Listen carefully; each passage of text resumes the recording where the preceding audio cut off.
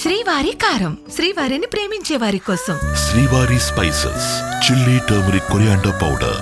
శ్రీవారి కారం, శ్రీవారిని ప్రేమించే వారి కోసం. రైట్, నిన్న మేడ్చల్లో జరిగిన ఒక ఘటన ఏదైతే ఉందో, గృహ ప్రవేశానికి వార్నర్ పైన ట్రాన్స్జెండర్స్ ఏ విధంగా దాడి చేశారో మనం చూసాము. అయితే తల పగలు కొట్టి డబ్బులు అంటే ₹1,00,000 డిమాండ్ చేసి డబ్బులు ఇవ్వని కారణంగా ఓనర్ పైన వాళ్ళు దాడి దిగడం కావచ్చు, లేకపోతే ఏ విధంగా కొట్టారో కూడా మనం ఇప్పటికే విజువల్స్ అన్ని కూడా చూసే ఉన్నాము.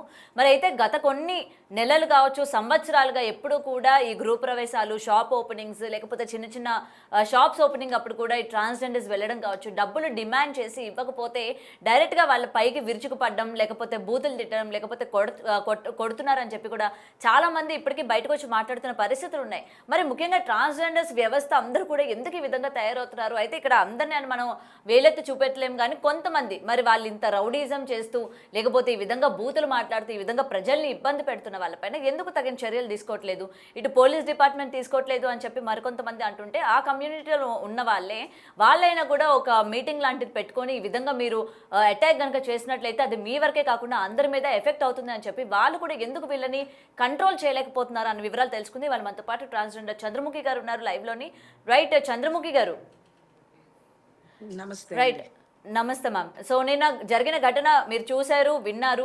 సో ట్రాన్స్జెండర్స్ ముఖ్యంగా అందరికీ కూడా ఒక పాజిటివ్ ఒపీనియన్ ఉంటుంది. మీలాంటి వాళ్ళు బయటకు వచ్చి మీరు పడుతున్న కష్టాలు కావచ్చు, లేకపోతే మీరు ఎటువంటి స్టేజ్ నుంచి వచ్చారు, ఇవాళ మీరు చదువుకొని ఉన్నత పదవుల్లో ఉన్నారు మీరు. సో మీ మీద ఉన్న గౌరవం ఇలాంటి ట్రాన్స్జెండర్స్ ముఖ్యంగా ఈ విధంగా దాడి చేసి తల పగలగొట్టి ఇంత డబ్బులు డిమాండ్ చేసి వీళ్ళని చూసిన తర్వాత ఇవాళ మొత్తం మీ కమ్యూనిటీనే అంటున్న పరిస్థితి కనిపిస్తుంది. సో ఏం చెప్తారు అసలు వీళ్ళ గురించి మీరు? అంటే ఇక్కడ ఏం జరుగుతుంది అంటే, హైదరాబాద్‌లో మాత్రమే ఇలాంటి పరిస్థితి, పక్క కావచ్చు, పక్క స్టేట్స్‌లో కావచ్చు, ఈ పరిస్థితి ఎందుకు లేదు అంటే, అక్కడున్న సీనియర్ కమ్యూనిటీ లీడర్స్ ఎవరైతే చెప్తారో, ఏం చెప్తారో వాళ్ళకంటే కొన్ని కట్టుబాట్లుంటాయి. వాటిని పాటిస్తారు. ఈ హైదరాబాద్ అనేది ఏమైపోయింది, ఒక సీజనల్ ఫ్రూట్ అయిపోయిందనమాట. ఎవరు ఎక్కడి నుంచి వస్తారో తెలీదు, ఎవరు ఎవరి దగ్గర ఉంటారో తెలీదు. వేరే రాష్ట్రాల నుంచి వచ్చి ఇక్కడ కొన్ని రోజులుండి వాళ్ళు ఇలాంటి దౌర్జన్యాలు, ఇలాంటి అరాచకాలన్నీ చేసి పారిపోతూ ఉంటారనమాట. సో వాళ్ళని గుర్తించడం కమ్యూనిటీకి కూడా కష్టం. అండ్ ఇంకొక మాట ఏంటి అంటే, హైదరాబాద్ లో అనుకున్న 16 మంది పెద్దవాళ్ళు ఉన్నారు, 20 బ్యాచెస్ ఉన్నాయి. తెలంగాణ చటాయ్ అని, తెలంగాణ చారో చటాయ్ అని, తెలంగాణ హైదరాబాద్ చటాయ్ అని, మురిగిమాత చటాయ్ అని, అండ్ ఇలాగే కొన్ని గ్రూప్స్ ఉన్నాయి. ఈ గ్రూప్స్ వాళ్ళందరినీ కూర్చోబెట్టి మాట్లాడి వేరే రాష్ట్రాల వారిని పంపించేయండి, మన రాష్ట్రంలో వాళ్ళకి మనం మంచి చెప్పొచ్చు, చెడు చెప్పుకోవచ్చు అని చెప్తే, ఎలా పంపిస్తాము, హైదరాబాద్ మీకు ఎవరైనా రాసిచ్చారా అని మాట్లాడతారు. ఈరోజు హైదరాబాద్ లో ఇన్సిడెంట్స్ జరిగింది. దీనివల్ల రేపు ఈ హిజ్రా కమ్యూనిటీ వాళ్ళని ఎవరిని రోడ్డు మీద పంపకుండా ఏదైనా ప్రభుత్వం చర్యలు తీసుకుంటే మిగతా వాళ్ళ పరిస్థితి ఏంటి? ఇప్పుడు ప్రభుత్వం కూడా చర్యలు తీసుకోవాలి అని అంటున్నారు. ఇప్పుడు ఏంటంటే ఇది మీ కమ్యూనిటీలో ఉన్న అందరి మీద కూడా ఇది ఎఫెక్ట్ అవుతుంది. అదే అంటున్నా, జెన్యున్ గా ఉన్న వాళ్ళపైన కూడా ఎఫెక్ట్ పడుతుంది. ఓకే, పడుతుంది. అండ్ ఇంకొకటి ఏంటంటే, వీళ్ళు ఎవరైతే సోకాల్డ్ ఆ గొడవలో ఉన్నారో, ఆ అబ్బాయి వాళ్ళని కొట్టాడు. ఆ అబ్బాయి కొట్టడానికి కారణం ఏంటి? ఎంత వేధిస్తే ఆ అబ్బాయి కొట్టుంటాడు? ఊరికే కొట్టరు కదా ఎవ్వరు ఇంటి దగ్గరికి వెళ్ళగానే. రైట్. ఇప్పుడు ఆ అబ్బాయి కొట్టాడు, కొట్టినప్పుడు సరేలే వాళ్ళకి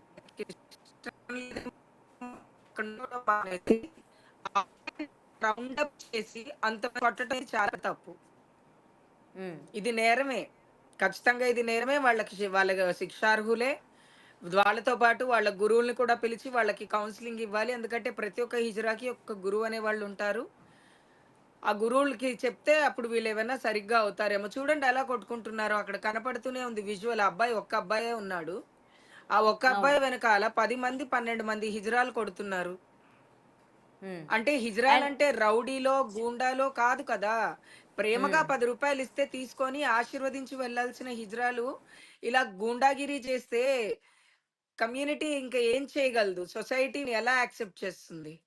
కానీ ఇక్కడ ఒక గృహప్రవేశం గురించే కాదు, కేవలం మనం ట్రాఫిక్ సిగ్నల్స్ దగ్గర ఉన్నా మన దగ్గర ఆ టైంకి చిల్లర లేకపోయినా ఎంతో కొంత వీళ్ళకి ఇవ్వాలి అని చెప్పి ఆ మంచి మనస్తత్వం ఉన్న వాళ్ళు ఒక 10 రూపాయలు చేతిలో పెట్టినా కూడా డిమాండ్ చేస్తూ ఉన్నారు. 10 రూపాయలకి ఏం వస్తుంది, 10 రూపాయలు ఎందుకు ఇస్తున్నావు, 10 రూపాయలతో ఏం వస్తుంది నువ్వు చెప్పు అని చెప్పి కూడా డిమాండ్ చేస్తూ ఉన్నారు. ఎందుకంటే నేను కూడా ఫేస్ చేశా అలాంటివి ఒక 2-3. సో మరి ఏం చెప్తారు ఈ విధంగా డిమాండింగ్ అన్నది? మీ అందరికీ తెలియని విషయం ఏంటంటే ట్రాఫిక్ సిగ్నల్ దగ్గర నిల్చుంటున్న వాళ్ళు ఎవరు కూడా మన స్టేట్ కి సంబంధించిన వాళ్ళు కాదు.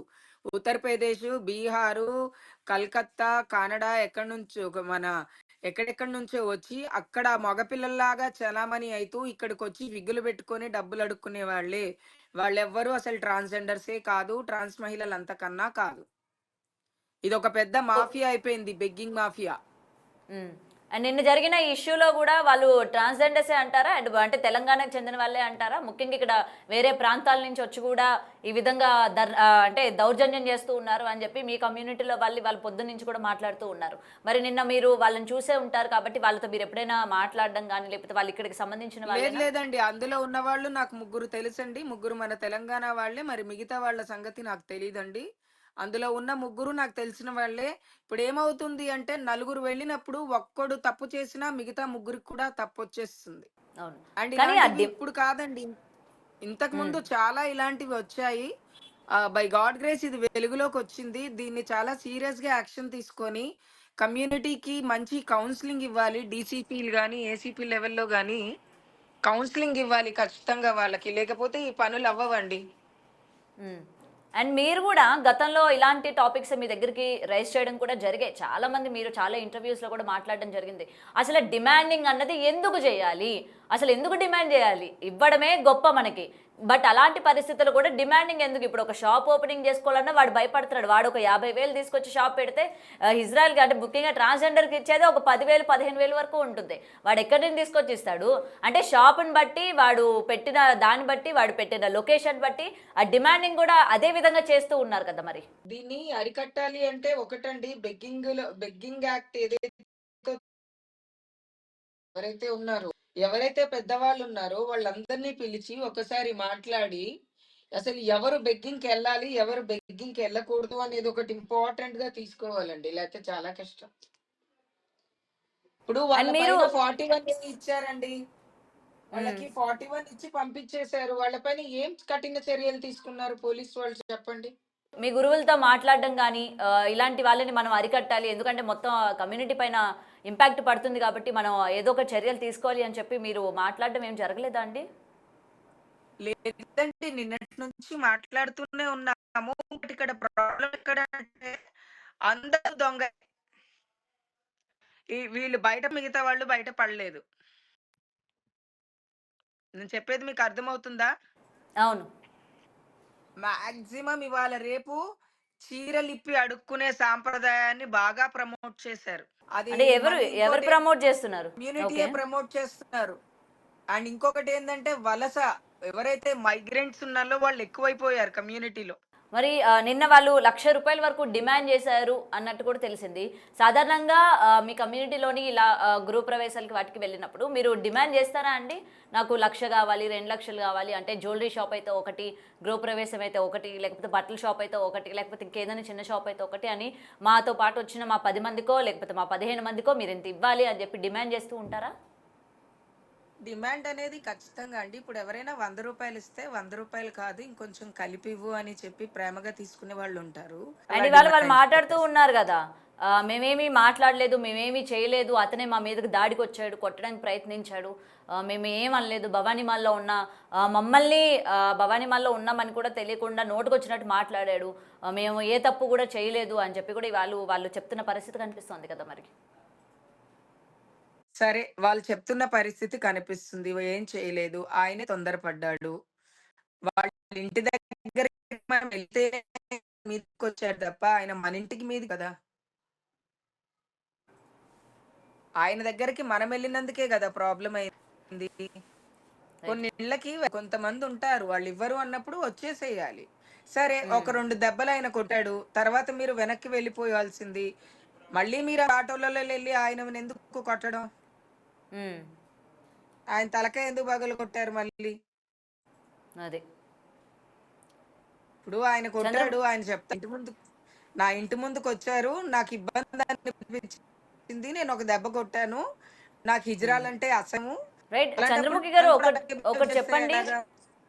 ఒకటి చెప్పండి. ఇప్పుడు ఇలా గృహప్రవేశాలు అయినప్పుడు అంటే ఒక సర్టెయిన్ ఏరియాస్‌కి ఇక్కడ ఏదైనా జరుగుతుంది అంటే మీ టీమే మీరే వెళ్ళాలి. ఇంక వేరే వాళ్ళు వెళ్ళడానికి వీల్లేదు. మీరు వేరే చోటికి వెళ్ళాలి అని మిమ్మల్ని ఏమైనా డివైడ్ చేస్తూ ఉంటారా మీ దాంట్లోని? లేదండి, అట్లా డివైడ్ చేసేది లేదు. ఎవరు నియర్ బై ఉంటే వాళ్ళు వెళ్తారండి. ఎవ్వరికీ ఏరియాస్ అనేవి ఉండవు. అన్ని ఏరియాల్లో అందరూ తిరుగుతూనే ఉంటారు. ఏరియాస్ డివైడేషన్ అనేది ఏమి సో ఇప్పుడు ఎటువంటి చర్యలు తీసుకుంటే మంచిదంటారు? ఇటు గవర్నమెంట్ కావచ్చు, లేకపోతే మీ కమ్యూనిటీలోకి సంబంధించి కావచ్చు, ఎలాంటి చర్యలు తీసుకుంటే నెక్స్ట్ టైమ్ ఇలాంటివి రిపీట్ కాకుండా ఉంటాయంటారు?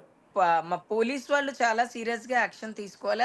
ఆల్రెడీ పోలీసులు 41 ఇచ్చి పంపించేశారు. ఇంక పోలీసులు కూడా 41 ఇచ్చి పంపించేశాక ఇంక ఏం చేస్తారు? హ్మ్. అది కూడా ఇంపార్టెంటే కదా! అదే. తలకాయ పగిలింది అంటే అది అటెంప్ట్ టు మర్డర్ కేస్ కదా! హ్మ్. ఆయనకు రక్తం వచ్చింది. ఎవరో కొట్టిన వాళ్ళెవరో సీసీ ఫుటేజ్‌లో ఉన్నారు. దాని ప్రకారంగా చట్టం యాక్షన్ తీసుకోవాలి. ఎవరైతే కొట్టారో నేను అందరిని కొట్టిన వాళ్ళెవరో ఒక్కళ్ళన్నా శిక్షించాలి. ఇది ఒక దండుపాలెం బ్యాచ్ లాగా అయిపోయింది హైదరాబాద్‌లో. హ్మ్. ఎవరన్నా ఇల్లు కట్టుకోవాలన్నా, ఎవరన్నా గృహప్రవేశం చేసుకోవాలన్నా, ఎవరైనా సత్యనారాయణ స్వామి కథ చేసుకోవాలన్నా, పుట్టినరోజులు చేసుకోవాలన్నా, ఎక్కడ ఈ కమ్యూనిటీ వాళ్ళొచ్చి గొడవ చేసి బట్టలిప్పి మా చుట్టాలలో మా పరువు తీస్తారు అంటున్నారండి. అవును. ఒకప్పుడు ప్రేమగా పిలిచేవాళ్ళు. చంద్రముఖి గారు రండి భోంచేసి పసుపు కుంకుమలు చీర తీసుకొనెళ్ళండి అని పిలిచే స్థాయిను అమ్మో! మీరా అని కాడికొచ్చారు జనాలు. ఎంత రస్తున్నారో అర్థం చేసుకోండి కమ్యూనిటీ వాళ్ళు. జనాలు గూడా అంత భయపడుతూ ఉన్నారు. అసలు వీళ్ళు దగ్గరికి ఇప్పుడు మేము ఓపెన్ చేస్తున్నామనంటే ఎవరు ఏం గొడవ చేస్తారో అని చెప్పి భయపడుతూ ఉన్నారు. చేస్తారు. ఆశీర్వాదం సంగతి పక్కన పెట్టండి. వీళ్ళు ఆశీర్వాదం ఇస్తే మంచి జరుగుతదన్నది పోయి, వీళ్ళు వస్తే మంచి జరగడం పక్కన పెడితే మన పరువు పోతుంది. లేకపోతే వీళ్ళు ఏ దాడికి దిగుతారో ఏంటో అన్న భయపడుతున్నారసల. భయపడుతున్నారసలు. రైట్ చంద్రముఖి గారు. సో ఇలాంటి ఘటనలు మరొకసారి జరగకూడదు అని మీ కమ్యూనిటీ వాళ్ళందరినీ కూడా రిక్వెస్ట్ చేస్తూ ఉన్నారు. ఈరోజు ప్రజలు కావచ్చు, లేకపోతే డిపార్ట్మెంట్స్ వాళ్ళు కూడా తగిన చర్యలు తీసుకోవాలి, గవర్నమెంట్ కూడా తగిన చర్యలు తీసుకోవాలి అని చెప్తూ ఉన్నారు. రైట్. ఏదేమైనా కూడా ఇలాంటి ఘటనలు మనం ఎప్పుడు కూడా చూస్తూనే ఉన్నాము. అసలు షాప్ ఓపెనింగ్ కావచ్చు, గృహప్రవేశాలు కావచ్చు, ఇంట్లో చిన్న పండుగ వాతావరణం ఉంది అని చెప్పి మన చుట్టుపక్కల ఉన్న వాళ్ళకి ఎవరికి తెలిసినా కూడా వెంటనే అక్కడికి వచ్చి వాలిపోయి మాకు ఇంత డబ్బులు కావాలి అని చెప్పి డిమాండ్ చేసి వెళ్తున్న పరిస్థితులు ఉన్నాయి. అండ్ ప్రజల్ని కూడా భయభ్రాంతులు చేస్తూ ఉన్నారు. వీళ్ళు ఆశీర్వాదాలు ఇవ్వడం పక్కన పెడితే ఎటువంటివి తిడతారో, ఎలాంటి శాపనార్థాలు పెడతారో అని చెప్పి భయపడే అప్పు చేసి ఇస్తున్న పరిస్థితులు కూడా చాలా వరకు మనం చూస్తూ ఉన్నాము. సో ఏది ఏమైనా కూడా ఇటు ప్రభుత్వం కావచ్చు, లేకపోతే డిపార్ట్మెంట్ కావచ్చు, ఇలాంటి చర్యలు చేపట్టే వాళ్ళకి తగిన శిక్ష కూడా విధించాలి. వీళ్ళని వెంటనే కూడా అరెస్ట్ చేయాలి అని చెప్పి కూడా ఇవాళ ప్రతి ఒక్కరు కూడా డిమాండ్ చేస్తున్న పరిస్థితి కనిపిస్తోంది. ఎందుకంటే ఇది వీళ్ళ మీదే కాదు, మొత్తం వీళ్ళ యొక్క కమ్యూనిటీ పైన కూడా పడుతున్న సిచ్యువేషన్స్ ఉన్నాయి. అందరినీ కూడా ఈరోజు అంటున్న పరిస్థితులు కూడా ఉన్నాయి. ఎవరు దగ్గరకు వచ్చినా కూడా వీళ్ళు ఏ విధంగా మన మీద దాడి చేస్తారో, లేకపోతే వీళ్ళు ఏ విధంగా మనల్ని డబ్బుల గురించి డిమాండ్ చేస్తారో అని చెప్పి భయపడుతున్న పరిస్థితులు కూడా ఇవాళ ఏర్పడుతూ ఉన్నాయి. కాబట్టి తగిన చర్యలు తీసుకోవాలి అని చెప్పి కూడా ఇటు డిమాండ్ చేస్తున్న సిచ్యువేషన్స్ కూడా కనిపిస్తున్నాయి.